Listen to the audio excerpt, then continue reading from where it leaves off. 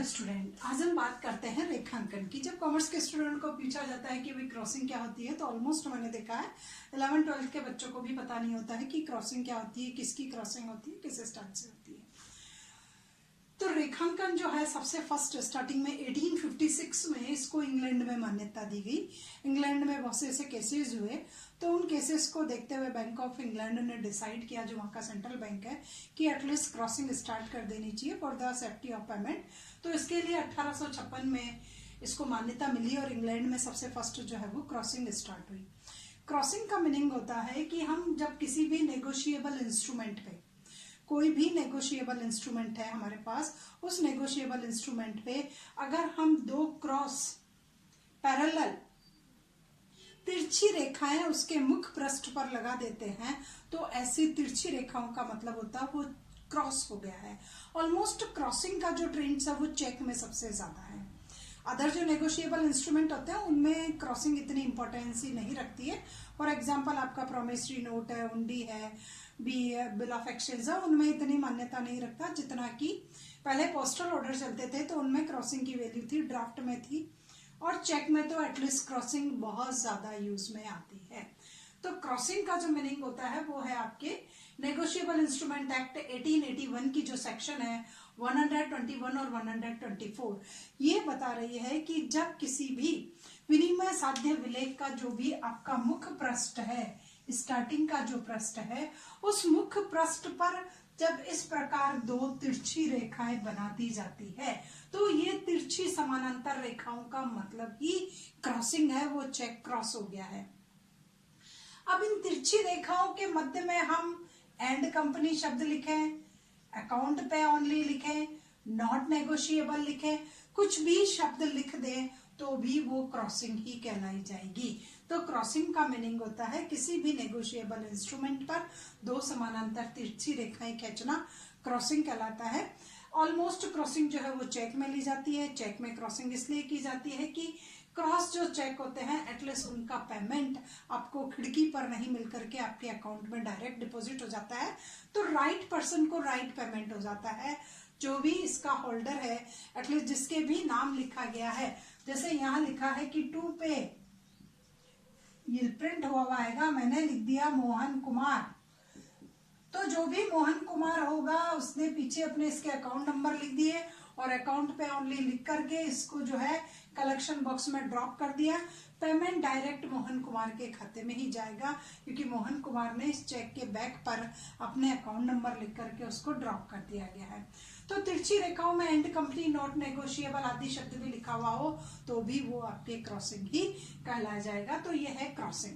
अब है कि रियल में क्रॉसिंग की कैरेक्टरिस्टिक्स क्या है। तो क्रॉसिंग की कैरेक्टरिस्टिक्स है कि सबसे फर्स्ट तो क्रॉसिंग किसी भी नेगोशिएबल इंस्ट्रूमेंट के मुख पृष्ठ पर की जाती है, पीठ पर नहीं। जैसे कल मैंने आपको एक्सप्लेन किया कि इंडोर्समेंट जो होता है वो बैक पे होता है, बट क्रॉसिंग हमेशा मुख पृष्ठ पर होती है। उसके बाद इसमें तिरछी रेखाएं होना जरूरी है, समानांतर तिरछी रेखाएं होना जरूरी है। मेरी समानांतर नहीं है, आप जब कभी भी क्रॉस करते हैं तो सीधा सीधा सही ढंग से बनाते, तिरछी रेखाओं का होना जरूरी है।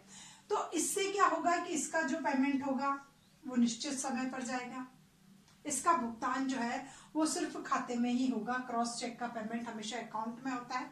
इसमें निश्चित शब्दों का प्रयोग होता है, and company, not negotiable, account में ओनली होता है। ऑलमोस्ट चेक या ड्राफ्ट या पोस्टल ऑर्डर पर क्रॉसिंग की जाती है। तो ये है हमारे क्रॉसिंग की कैरेक्टरिस्टिक्स। अब आता है कि क्रॉसिंग की क्या विशेष, कितने प्रकार की क्रॉसिंग होती है। तो सबसे पहला तो सामान्य क्रॉसिंग, सबसे पहला है आपकी जनरल क्रॉसिंग। तो सामान्य क्रॉसिंग तो वही है कि जब दो तिरछी रेखाएं खींची आपने चेक के मुख पृष्ठ पर और उसमें आपने लिख दिया कोई भी शब्द नॉट नेगोशिएबल, तो अकाउंट पे ओनली लिख दिया, तो ये आपकी जो है क्रॉसिंग कहलाई जाएगी, सामान्य क्रॉसिंग। अब सामान्य क्रॉसिंग का भी इफेक्ट जो है वो यही होता है कि इसका पेमेंट खिड़की पर नहीं होता, डायरेक्ट आपके खाते में चला जाएगा। तो ये हो गई आपकी जनरल क्रॉसिंग। अब आती है special crossing. According to section 124 negotiable instrument act 1881 की जो है वो आपको ये एक्सप्लेन करिए कि दो तिरछी रेखाओं के बीच जब किसी बैंक का नाम लिख दिया गया है, मैंने चेक का जो है मेरा उसमें इस स्टाइल से दो तिरछी रेखाएं खींची और लिख दिया SBI। अब यहाँ मैंने अन्य शब्द लिखे या नहीं लिखे, and company not negotiable account पे ओनली ये लिखे या नहीं लिखे, केवल मात्र मैंने दो तिरछी रेखाओं के बीच किसी बैंक का नाम लिख दिया और अन्य शब्द है या नहीं है, तो इसका मतलब ये क्रॉसिंग स्पेशल क्रॉसिंग है, इसका पेमेंट इसी बैंक को होगा, SBI को इसका बैंक होगा, this is the collective banker. और अगर मेरा चेक ICICI का है, ICICI, it means ICICI is a paying banker, यहाँ पर ये पेइंग बैंकर है और ये हमारा कलेक्टिंग बैंकर्स है। तो ऐसे चेक का भुगतान उस विशेष बैंक के माध्यम से ही संभव है, इस बैंक को ही इस चेक का पेमेंट किया जाएगा। तो यहाँ पर संग्राहक बैंक का ये दायित्व है कि वह बैंक का भुगतान केवल वास्तविक धारक के लिए प्राप्त करे। इस बैंक की रेस्पॉन्सिबिलिटी है कि ये इससे ICICI से इस चेक का जो पेमेंट प्राप्त करे वो इसके वास्तविक धारक के लिए प्राप्त करे। और देनदार बैंक का कर्तव्य है, इस बैंक का कर्तव्य है कि ये केवल मात्र इसी बैंक को इसका पेमेंट करे। तो this is known as special crossing. Special crossing को वापस समझ लीजिए, तिरछी रेखाएं हैं, तिरछी रेखाओं के मध्य किसी बैंक का नाम है, ये बैंक आपका कलेक्टिंग बैंकर है, जिस बैंक का चेक है वो आपका पेइंग बैंकर है। तो SBI की रेस्पॉन्सिबिलिटी है कि वो वास्तविक धारक के लिए उसका पेमेंट प्राप्त करे, और इस बैंक की ये रेस्पॉन्सिबिलिटी है कि ये पेमेंट केवल इसी बैंक को दे जिसका इसमें नाम लिखा गया है।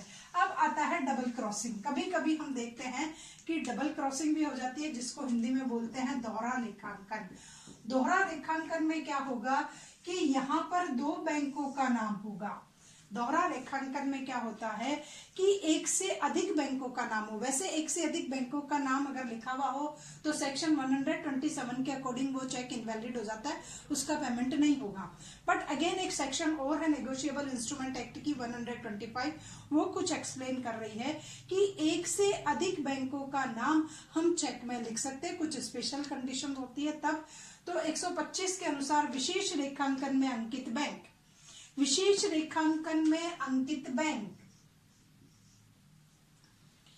अगर चेक का संग्रहण करने के लिए अपने एजेंट के रूप में दूसरे बैंक के नाम पुनः रेखांकन कर देता है तो ऐसा रेखांकन दोहरा रेखांकन कहलाता है। वापस समझिए, एक से अधिक बैंकों के नाम है, अगर इस स्पेशल जो क्रॉसिंग है उसमें वर्णित बैंक है, यूको बैंक है यहाँ पर, तो अगर ये बैंक संग्रहण करने के लिए अपने एजेंट के रूप में किसी दूसरे बैंक का नाम कर देता है, जैसे UCO to BOB as an agent, it means इस चेक का कलेक्शन किसके द्वारा होगा, BOB बैंक के द्वारा होगा। यूको ने अपना एजेंट जो है वो BOB को अपॉइंट किया, क्योंकि उस पर्टिकुलर प्लेस पे जहां पर संगीता मानपानी रहती है वहां यूको बैंक की कोई ब्रांच नहीं है। तो यूको बैंक की जब ब्रांच नहीं है तो वो इसको देगा, इससे वापस पेमेंट यहाँ ट्रांसफर होगा और यहाँ से वापस मेरे अकाउंट में जो है वो पेमेंट आ जाएगा। तो यहाँ पर ये ध्यान देना है कि अगर चेक का संग्रहण करने के लिए अपने एजेंट के रूप में दूसरे बैंक का नाम पुनः रेखांकित कर देता है तो उसको हम इस डबल क्रॉसिंग कहते हैं। मुझसे किसी ने पूछा था कि रियल में डबल क्रॉसिंग कौन करता है, तो almost double crossing collecting bankers करता है, अगर जब पता चलता है कि यहाँ आपकी ब्रांच नहीं है। हाँ, लेखक भी कर सकता है, जो उसका होल्डर है वो भी कर सकता है कि जैसे मुझे किसी ने चेक दिया और उसने लिख दिया यूको बैंक, अब अगर मुझे लग रहा है कि उस पर्टिकुलर प्लेस पर यूको बैंक का नाम नहीं है तो मैं कर सकती हूँ, लेकिन ऑलमोस्ट ऐसा काम संग्राहक बैंकर के द्वारा किया जाता है जब उसको पता है कि मेरी वहां पर कोई ब्रांच नहीं है, तो ये एजेंट के रूप में वहां से पैसा कलेक्ट कर करके ला सकता है। तो यह था क्रॉसिंग का मीनिंग और क्रॉसिंग के टाइप्स, कि जब हम दो तिरछी रेखाएं खींचकर कुछ लिख देते हैं तो वही क्रॉसिंग होती है। क्रॉसिंग सेफ्टी के पर्पज से की जाती है। क्रॉसिंग का पेमेंट सेफ होता है, वो आपको विंडो पे नहीं मिल करके आपके अकाउंट में डिपॉजिट हो जाता है और इससे पेमेंट की सेफ्टी रहती है। बाकी अगर आपने सेल्फ का चेक लिया और वो खो गया और किसी दूसरे पर्सन को मिल गया तो एटलीस्ट वही उसका होल्डर हो जाएगा, उसी को उसका पेमेंट हो जाएगा। इसलिए हम लोग बिजनेस सेक्टर में सेल्फ का चेक नहीं देते हैं, क्रॉस चेक के माध्यम से ये ट्रांजेक्शन किया जाता है।